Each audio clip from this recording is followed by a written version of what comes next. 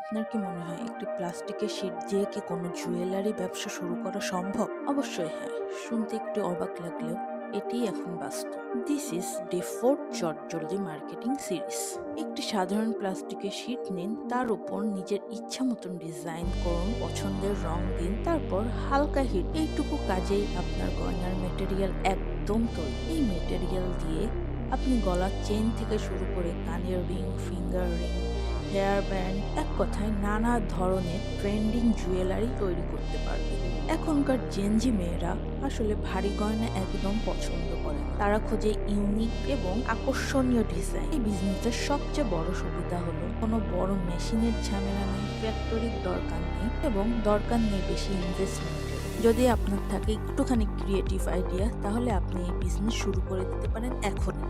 Hey guys, listen. If you want, I can share the plastic paper link from Daras.